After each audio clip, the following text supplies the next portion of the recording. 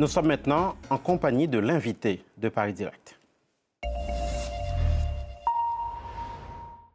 Bonjour, Raphaëlle Branche. Bonjour. Merci de venir jusqu'à nous. Vous êtes historienne, professeure à l'université, spécialiste de la guerre d'Algérie à laquelle vous avez consacré nombre d'ouvrages, d'articles. Et vous co-signez avec Raphaël Lewandowski une série documentaire dans laquelle vous donnez la parole à celles et ceux qui ont vécu la guerre d'Algérie, en Algérie, mais aussi en France et en exil.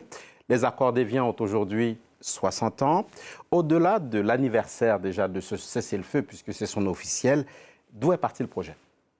Le projet de série est parti du désir de recueillir, avant qu'il ne soit trop tard, la parole de ceux qui l'avaient vécu, de ceux et celles qui l'avaient vécu. C'était vraiment ce projet de collecte patrimoniale au départ, et puis ensuite de raconter avec la plus grande diversité possible cette guerre. Dans ce film, on entend toutes sortes de témoignages, notamment de ceux qui disent face caméra avoir tué et donné même des détails de la façon dont ils ont perpétré ces choses-là, ces crimes-là. Enfin, c'est la guerre. Le document s'intitule « En guerre pour l'Algérie » et vous mettez un S, entre guillemets, à guerre. Expliquez-nous le sens de cette précision qui n'a pas l'air que morphologique.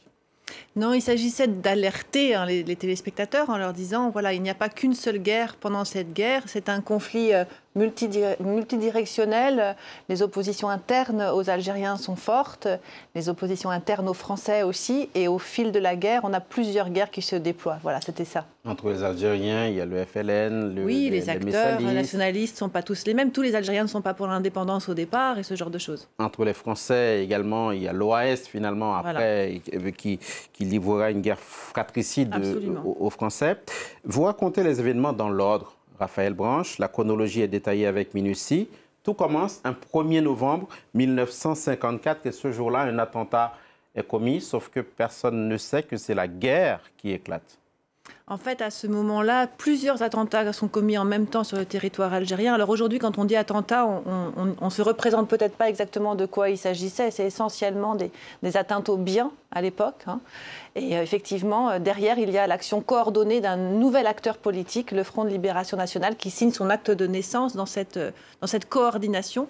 Mais à l'époque, c'est un tout petit groupe qui aurait très bien pu être écrasé si on avait compris, si la France avait compris de quoi il s'agissait à ce moment-là. Parce que ce 1er novembre, il y a un bus qui est arrêté. Oui. Le premier intervenant du film, un certain Brahim, que vous avez retrouvé. Absolument. Le conducteur du bus, on était extrêmement heureux de pouvoir le retrouver et qui nous a raconté comment il a été arrêté par une embuscade, finalement, et on a fait descendre du bus un certain nombre de personnes. Et c'est un attentat, pour le coup, où des gens meurent, mais c'est relativement rare encore à l'époque.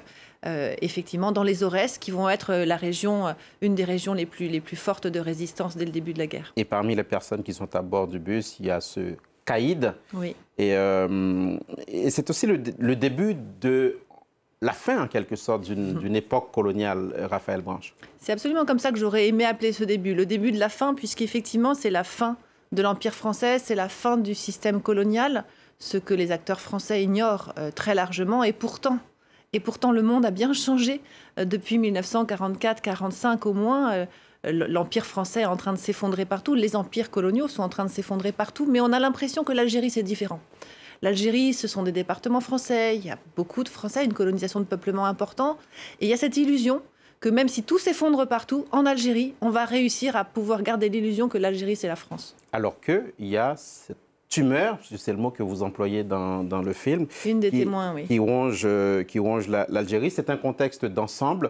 Donc, il y a l'un de vos personnages qui parle de tumeur, et ça a à voir directement avec ce projet colonial qui en est à sa fin. Tout le monde s'en rend compte, sauf la France.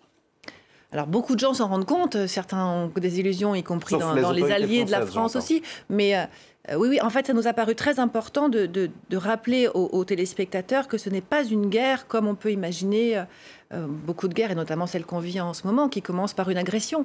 La guerre d'Algérie, ce n'est pas ça. C'est à l'intérieur d'un territoire qui est dit français depuis plus d'un siècle et et dont les raisons, les origines de la guerre, c'est l'inégalité structurelle du colonialisme.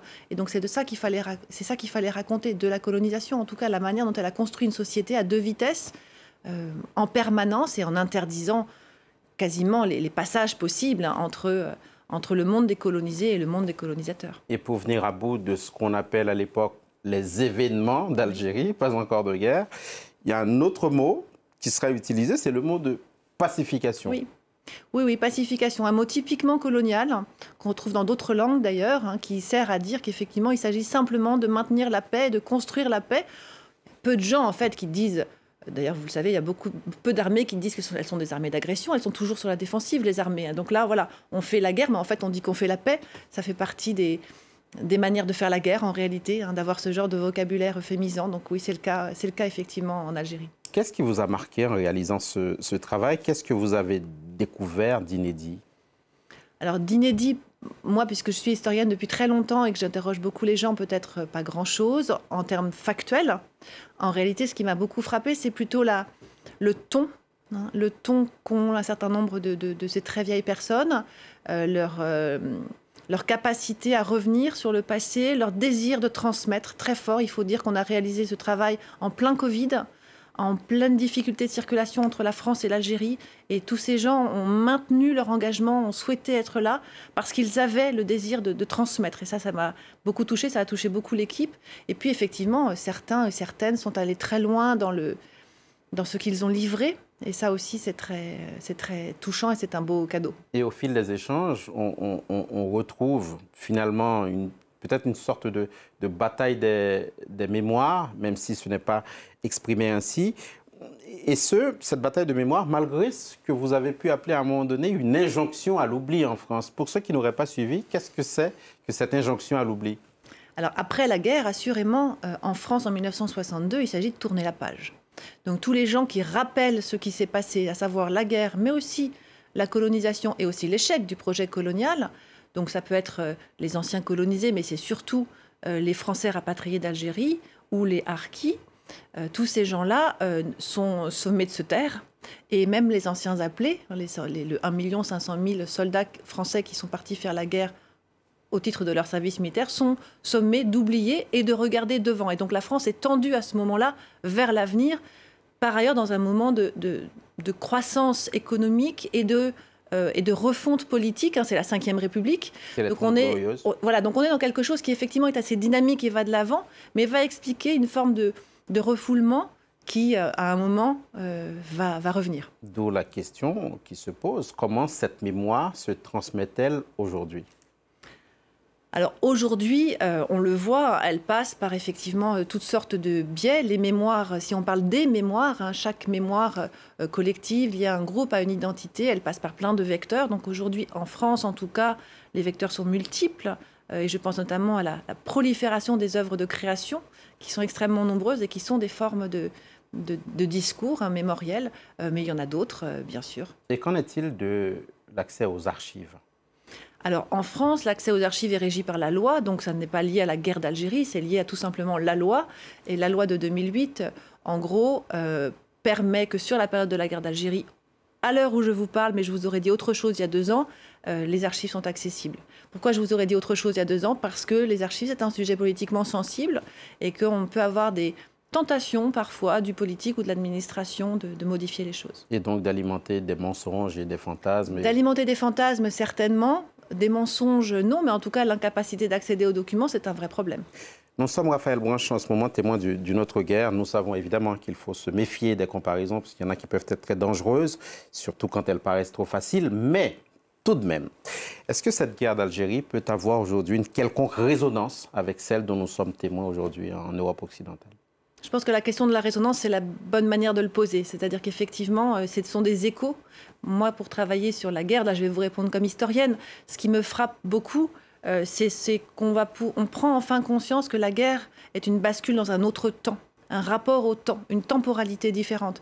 On le sait bien, on est tous, de ce point de vue-là, touchés par la guerre en Ukraine parce que notre temps a basculé. On ne sait pas si demain, on sera encore là. On ne serait pas, si demain la Pologne ne sera pas envahie, on est dans un état, dans un rapport à notre présent qui a été profondément bouleversé. Merci beaucoup. Je vous en prie. Raphaël Branche. Alors, où est-ce qu'on peut voir votre film? Allez, peut-être. Sur Arte, sur arte.tv en replay jusqu'en août. Merci beaucoup. film que vous co-signez avec Raphaël Lewandowski.